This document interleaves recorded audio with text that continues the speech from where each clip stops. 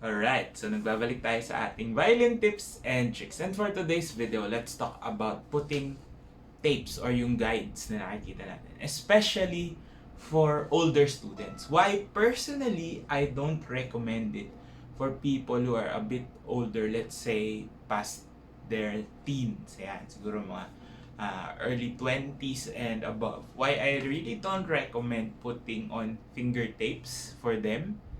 And why also sometimes it's also a case-to-case basis. Ano naman yung magiging grounds for me to recommend putting down tapes for intonation and guidance. So first things first, why do we put tapes on the fingerboard, diba? So a lot of teachers use this tool in order for students, especially the younger ones, to be guided when it comes to intonation.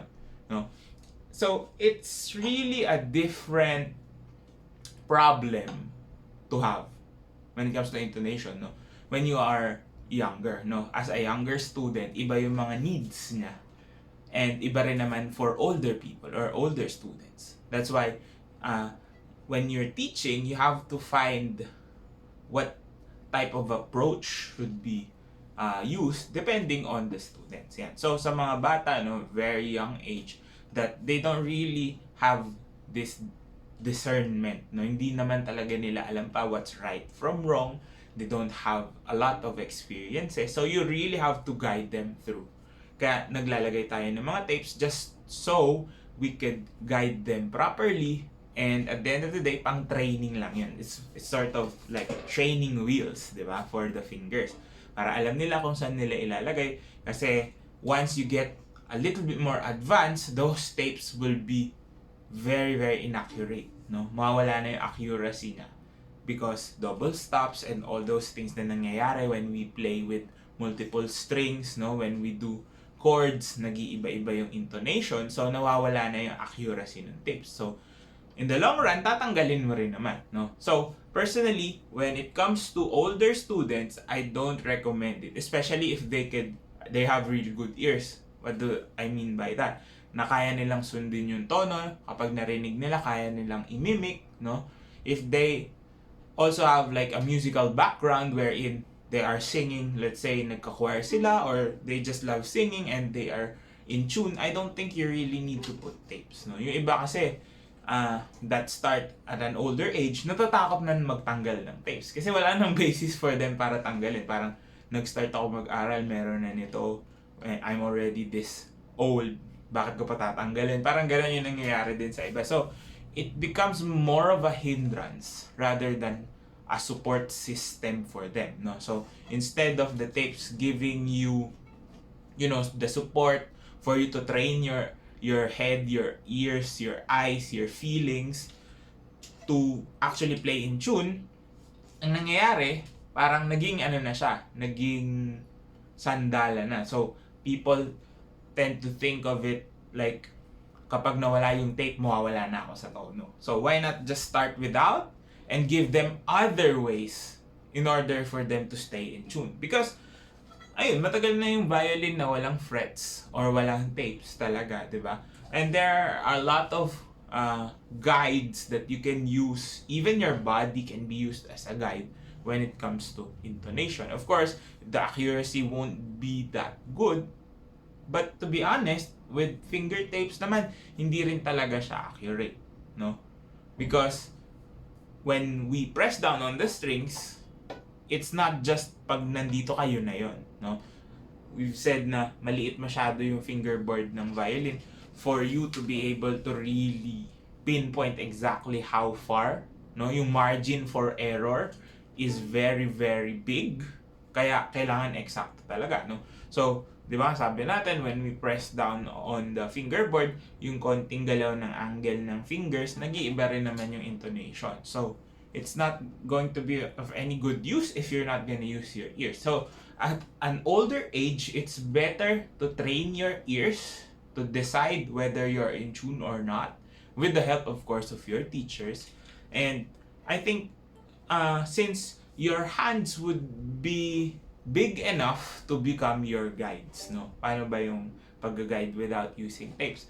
Is usually, a semitone, no? Kumbaga yung isang uh, half step on your fingerboard is usually the amount of coverage of your finger. So, usually one finger apart is already a whole tone, no? Kapag together, semitone. So, maraming ways that you could actually learn about your intonation without the need of a tape, no? And of course, at the end of the day, it's all about using your ears to hear if you're in tune or not, using your fingers to feel where you are, and of course, using your eyes para ma-memorize mo yung sequence ng mga fingers natin kung saan sila pumupunta. And of course, nakakatulong din yung proper position of our hands, and our elbows, and everything else. Kung maayos yung pagkakapwesto niyan, you really don't have to do much but just press down with the proper form and be able to play in tune, no? Kasi based on my experience, no, I had students na a little bit older na nag-start na merong tape, and then ayaw na nga nilang tanggalin. Parang they don't find the reason to take it off. Of course, there will always be cases na kailangan, especially if someone doesn't have really good ears but wants to play, no? Minsan kailangan mong humanap ng mga shortcuts in order for people to reach their goals, no? Yung iba naman kasi iba yung goals na ayaw naman talaga nilang maging super galing na violinist. They just want to play a certain song, no? For example, may gusto lang silang tugtugan or may gusto lang silang ma-reach na a very small goal, no? So hindi mo rin naman pwedeng tanggalin na yun for everyone, no? Of course, you have to cater to what your students need, di ba? In order for them to actually appreciate music as well. So, personally, I won't recommend it again for students who have good ears naman, no? Kung madali ka namang makapagsabi na mataas, mababa, kaya mong i-distinguish yun. Because tapes don't really tell the whole story, kumbaga, no? Because aside from just pointing out locations or positions, they can't really point out angles where you have to attack. Paano ba yung magiging itsura ng finger mo pagbaba? Kailangan ba flat siya? Kailangan ba nakatayo? Kailangan ba a little bit tilted to the left, to the right? So it will depend on how you press down. So you will still need to rely with your ears, with your feeling, and with your sense of sight.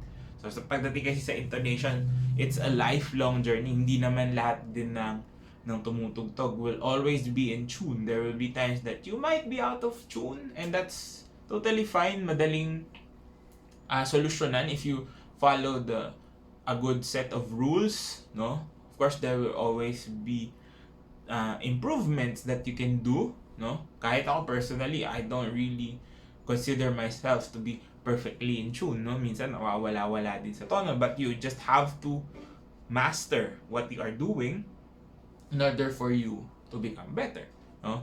So, yung tapes could make it a little bit easier from the start, but it could also serve as a hindrance kapag humihirap na yung mga pyesa, pag humihirap na yung mga tinutugtugan. So, don't rely on tapes, no? If ever you are an adult beginner na may tapes, I'm not saying na tanggalin mo, but try not to rely on them as much. Try to rely on your ears, try to rely on your eyes, your touch, no? Try to find the relationship between your fingers and your fingerboard. Hanapin mo kung paano mo siya maitatama, paano mo mailalagay ng tama yung daliri, even without the tapes. So, sa una, mararamdaman mo yun since mas makapal yung tape kaysa sa fingerboard. So, you want to get rid of that feeling and then try to visualize mo rin kung saan ba talaga dapat nilalagay yung kamay. So, yeah. There's many ways to cover intonation, and tapes have been sort of a standard thing, but you could also learn without them. Huwag kayong matakot, especially for those people who are just starting out. Hindi kayo talaga mawawala sa tono if you just follow what your teachers will tell you to do. Yun lang yung pinaka magandang takeaway doon, no? So, again, if you have tapes, you don't need to take them out, but use them in a way that it will help you instead of being a crutch that you will need forever. No? Ayan. So, the training should be to take them off along your progress. And so, kung nakatulong tong video na to, please do drop a like, comment down below more content you'd like to see, and of course, subscribe to my YouTube channel, follow me on all my socials, links down in the description box below. This has been Ryan Monakil for Violin Tips and Tricks, and I'll see you on the next video.